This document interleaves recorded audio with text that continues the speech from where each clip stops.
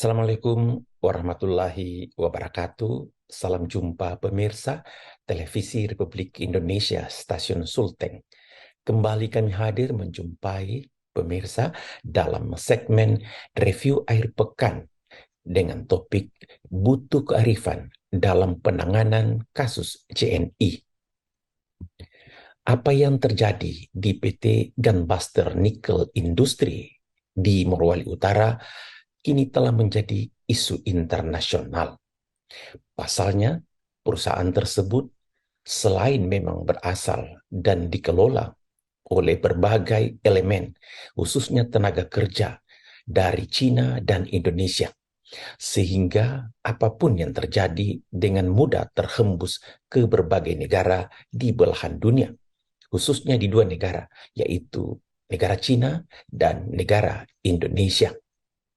Kasus bentrokan atau perselisihan antara tenaga kerja tentu saja jangan kita membesar-besarkan, tetapi sebaiknya mencari jalan yang terbaik agar industri itu bisa tetap beroperasi demi menambah devisa negara.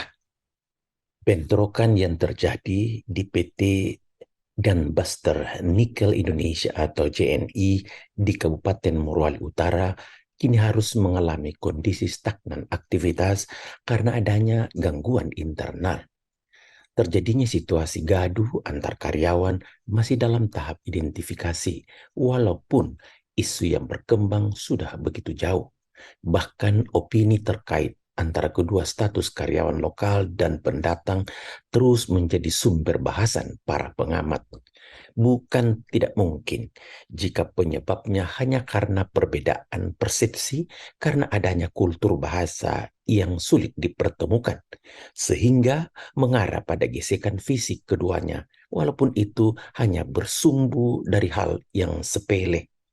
Setelah isu itu berkembang di antara mereka, maka korsa karyawan lokal dan pendatang semakin melebar, hingga akhirnya terjadi perselisihan yang lebih besar dan melibatkan kedua kelompok tersebut. Karyawan lokal dengan karyawan asing memang rawan terjadi gesekan sebab bahasa tubuh yang mereka gunakan lebih dominan dibandingkan dengan bahasa verbal. Akibatnya, maksud yang mereka ucapkan terkadang berbeda dengan apa yang mereka bisa maknai. Mungkin berawal dari lucu-lucuan di saat mereka saling membangun komunikasi, tetapi pada level tertentu bukan tidak mungkin melahirkan persepsi yang berbeda, hingga akhirnya mereka membawa rasa dihina atau rasa direndahkan. Jika ini sudah muncul, maka memang tinggal menunggu waktu. Kapolri Jenderal Listio Sigit Prabowo telah memberikan penjelasan terkait perselisihan yang merenggut nyawa di PT JNI Morowali Utara. Listio memastikan bahwa tenaga kerja asing yang terlebih dahulu menganiaya tenaga kerja Indonesia. Namun, Kapolri membantah jika ada informasi terkait penjarahan. Jenderal Listo mengatakan bahwa aksi bentrokan itu terjadi usai ada ajakan mogok kerja yang menimbulkan pro dan kontra di antar karyawan PT JNI. Selain itu, Listio juga menyebut terdapat beberapa hal terkait masalah industrial antara perusahaan dan karyawan yang masih dalam proses perundingan. Dipicu karena ada provokasi yang muncul karena adanya ajakan mogok kerja dan ada beberapa peristiwa yang terkait masalah industrial yang saat itu sedang dirundingkan. Apa yang dijelaskan Kapolri adalah hasil olahan di TKP, sehingga kita patut berterima kasih dan bersyukur atas kesigapan jajaran kepolisian daerah Sulawesi Tengah. Dari berbagai informasi yang dihimpun, sebelum bekerja ada upaya dari pihak kepolisian untuk melakukan mediasi antara serikat pekerja dengan pihak manajemen PT JNI pada tanggal 10 Januari 2023. Namun, pihak manajemen HIT Office Jakarta tidak hadir. Lalu pertemuan diundur menjadi 13 Januari 2023.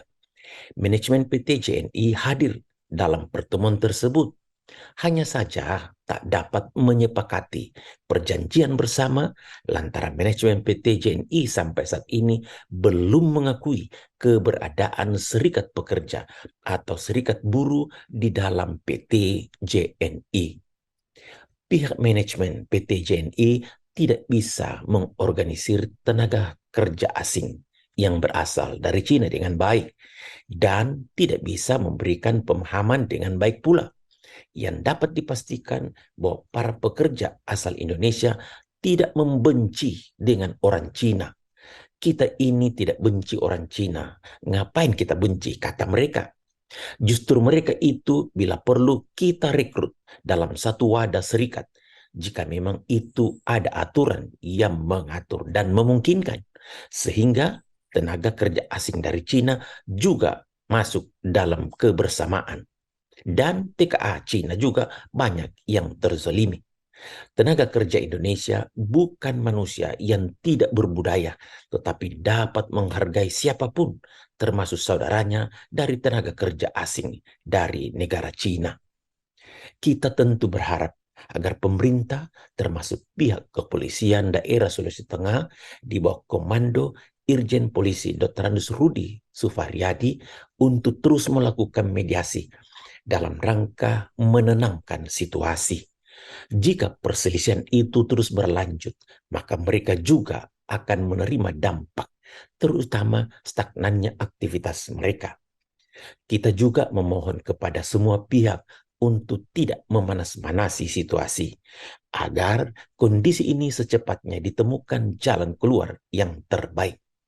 Terbaik untuk PT JNI dan terbaik untuk tenaga kerja, baik yang berasal dari Indonesia maupun yang berasal dari Cina. Mereka datang ke bumi Morowali tidak lain untuk mencari kehidupan yang lebih baik. Namun, jika akhirnya diwarnai dengan kekacauan internal, maka cita-cita para tenaga kerja sulit untuk diwujudkan. Keluarga mereka tentu kecewa karena rezeki yang dikirimkan setiap akhir bulan bisa terhenti karena adanya disharmoni internal di PT JNI. Mari kita mengambil bagian masing-masing dalam ikut serta menangani situasi yang terjadi di PT Gunbuster Nickel Indonesia. Bagi pihak manajemen JNI untuk berdialog dengan baik kepada para wakil serikat pekerja yang ada. Pemerintah dan kepolisian harus menjadi mediator untuk kepentingan bangsa, negara, dan stabilitas dalam bermasyarakat, terutama para tenaga kerja, tanpa melihat asal-usul mereka, baik tenaga kerja Indonesia maupun tenaga kerja asing. Sebagai manusia, kedua asal-usul tersebut hanya mempunyai tujuan yang sama, yakni mencari kehidupan yang lebih layak. Jangan dibesar-besarkan perselisihannya, tetapi memperbesar kearifan dalam menemukan jalan keluar yang terbaik. Sebenarnya, riak sosial dimanapun di tanah air itu sangat berpotensi terjadi. Jangankan di industri besar yang berskala internasional, antar kelurahan dan antar desa saja sering terjadi bentrokan antar warga. Bahkan mereka masih ada hubungan keluarga. Oleh karena itu, dalam menilik bentrokan di PT JNI, jangan kasusnya yang dipersoalkan, tetapi mengemukakan jalan keluar apa yang harus ditempuh agar industri itu bisa berjalan dan karyawan dari Cina dan dari Indonesia bisa bekerja seperti sedia kala, sehingga rezeki mereka tetap bisa mengalir untuk dirinya dan tentu untuk keluarganya. Kita berharap pemerintah daerah, pemerintah provinsi, dan aparat keamanan dari kepolisian terus mencari jalan yang terbaik untuk menemukan langkah-langkah penyelesaian yang komprehensif. Demikian review akhir pekan, saya Basir Cio, sampai jumpa.